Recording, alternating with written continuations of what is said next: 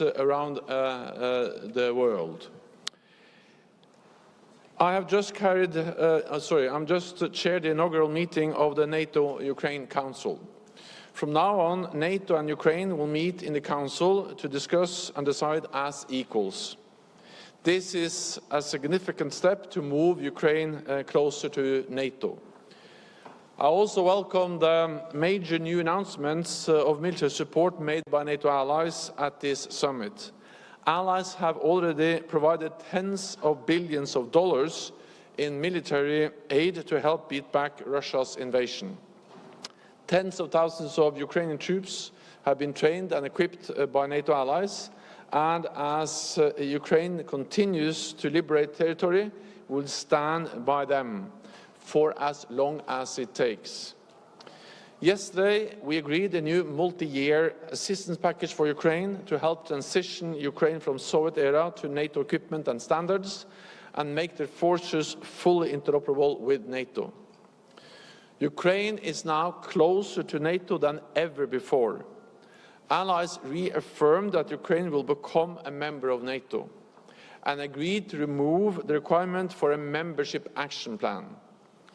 This will change Ukraine's membership path from a two-step process to a one-step process. We will issue an invitation for Ukraine to join NATO when allies agree that conditions are met. This sends a clear, strong and united message from our Vilnius summit. We must ensure that when this war ends, there are credible arrangements in place for Ukraine's security, so that history does not repeat itself. I welcome that many allies have now committed to providing long-term security assistance to Ukraine. This will help deter any future aggression from Russia after the war ends. This morning, we met with the leaders of Australia, Japan, New Zealand and South Korea, as well as the European Union. NATO is a regional alliance, but we face global challenges. What happens in Europe matters to the Indo-Pacific. And what happens in the Indo-Pacific matters to North America and Europe. Beijing's global assertiveness and Moscow's war against Ukraine require even closer coordination between NATO, the EU, and our Indo-Pacific partners. We condemn North Korea's nuclear and missile programs, including its latest missile launch. This violates multiple UN Security Council resolutions and pose a threat to regional and global security. NATO is reinforcing our ties with Australia, Japan, New Zealand and South Korea with tailored partnership programs, including joint work on issues like maritime security, new technologies, cyber, climate change and resilience. We will work even more closely together, standing strong for the rules-based international order. We face the most serious security situation in decades, but allies are rising to the challenge. NATO is more united than ever, standing strong in defense of our people and our values. I would like to close by thanking President Nausėda, the Lithuanian government and the people of Vilnius for hosting this historic summit. I look forward to the Washington summit next year, marking the 75th anniversary of our alliance. And with that, I'm ready to take some questions. Politico. Oh. Politico. Oh. Thank you. Thank you very much, Ali Bayer from Politico. Secretary General, after reading the communique, some Ukrainians have raised concerns that perhaps some Western capitals may be preparing for a situation where Ukraine's NATO membership would be a chip in a negotiation with Russia. What is your response to Ukrainians who have that concern at the moment? Thank you. We had a very good meeting with President Zelensky and his delegation today, where he welcomed the the very strong message from NATO allies. He welcomed the establishment of the NATO-Ukraine Council and also the clear commitment to move Ukraine closer to membership. So this was not an issue raised in any of those meetings. And I think it is extremely important to recognize that the decisions we have made, all NATO allies, is the strongest ever message on Ukraine and membership that this alliance ever made, by stating clearly that Ukraine will become a member, that Ukraine's future is in NATO, and also then describing the path forward with the practical support for ensuring interoperability, with strengthening the political ties with the NATO-Ukraine Council, and then by removing the requirement for a membership action plan. Then negotiations to solve the conflict in Ukraine will only happen when Ukraine is ready for negotiations. And as we have stated again and again, nothing about Ukraine without Ukraine. What we do know is that the more military support we provide to Ukraine, the more land they are able to liberate, the stronger their hand will be at the negotiating table.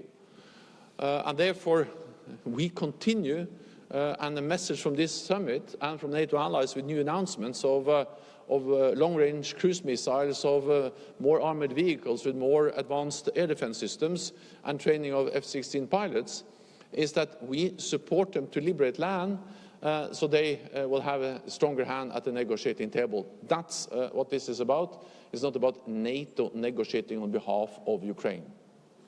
Okay, we'll go to the gentleman in the front row here. Hello, Ken Moriyasu from Nikkei Asia. Secretary General, there was talk about opening a NATO liaison office in Tokyo, but that was not mentioned in the communique whatsoever. Is this plan dead, or is there plans to revive it towards the end of the year? Is opening at a different location an option? And we know that France was very much openly opposed to this plan. Were there any other countries that were opposed to the idea as well? Thank you.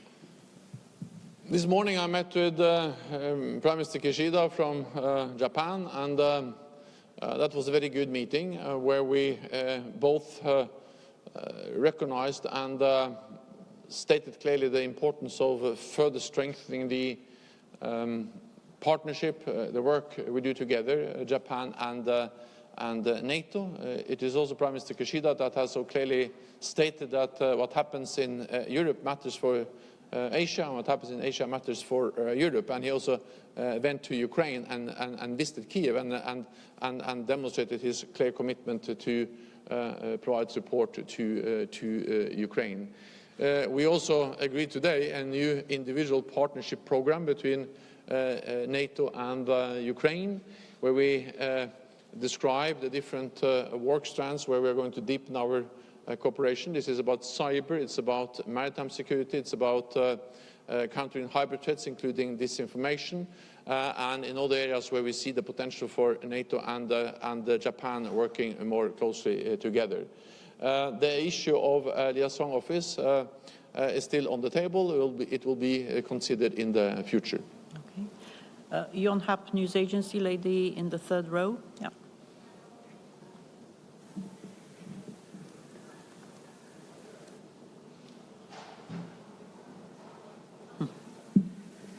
Yes.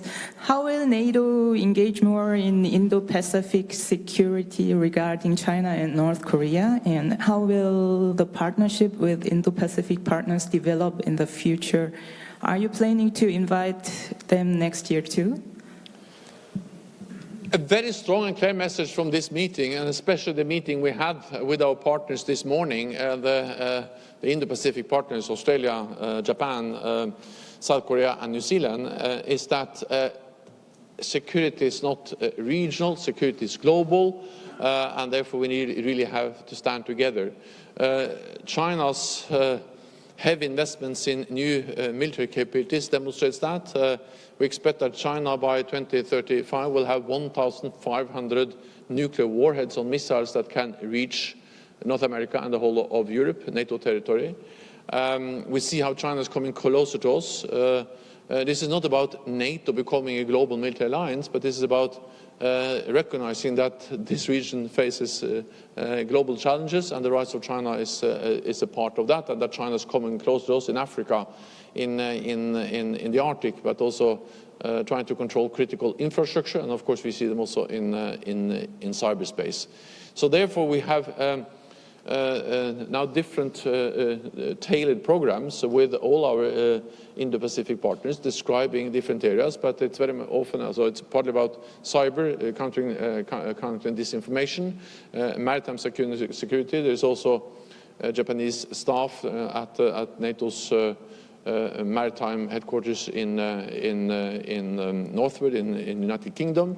So we are working on different practical ways of working together, including by participating or participation of Asia-Pacific or Indo-Pacific partners in our cyber exercises. So we are gradually expanding what we are doing together, simply because our security is interlinked, and just a recent missile launch of North Korea demonstrates that, because that's of course a challenge to the region. It's a threat to the region, but it's also undermining global peace and stability, the North Korean missile and nuclear programs, and the launch we just saw yesterday. ARD, third row. Markus Preis with ARD. Secretary General, two questions, if I may. The first one also on President Zelensky. You said that he welcomed the language of the communique today. That's right, but he called exactly the same communique yesterday absurd. Is he sometimes going too far, risking to alienate also partners who spend a lot of political capital and real capital in order to help him? That's the first question. And the second one is very technical. If countries engage in security agreements or guarantees for Ukraine, that's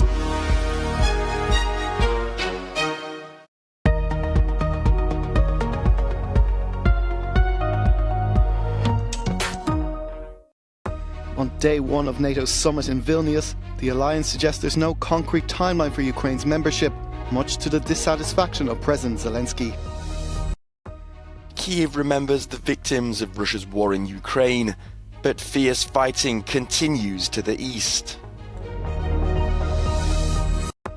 Korea fires its first intercontinental ballistic missile in 3 months, days after accusing the US of alleged reconnaissance activity near its territory. At least 70 people have been arrested in Tel Aviv after demonstrators blocked motorways in protest of government reform of the judicial system.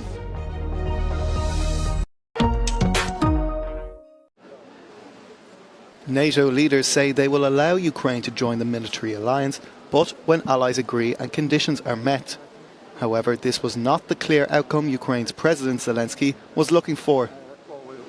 A dinner in the Lithuanian capital Vilnius rounded off day one of the summit. The talks had shown that Baltic states had wanted a clear pathway towards Ukraine's membership. However, the US and Germany saw that as a provocation to Russia rather than a deterrence against aggression. The alliance chiefs said Ukraine could be encouraged. A NATO-Ukraine Council is to be established, which will give Kyiv the right to summon meetings of the whole alliance, and applying for membership would be faster in the future.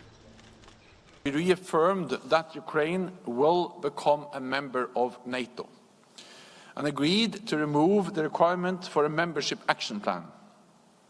This would change Ukraine's membership path from a two-step process to a one-step process. Earlier, President Zelensky addressed the concert, not mincing his words about NATO's hesitancy. Сьогодні я поїхав дорогу сюди з вірою у рішення, з вірою у партнерів, з вірою у сильне НАТО. У НАТО, яке не сумнівається, не втрачає час і не озирається на будь-якого агресора. On the second and final day of the summit, climate security will feature, and partners in the Indo-Pacific region, including Australia and Japan, will attend.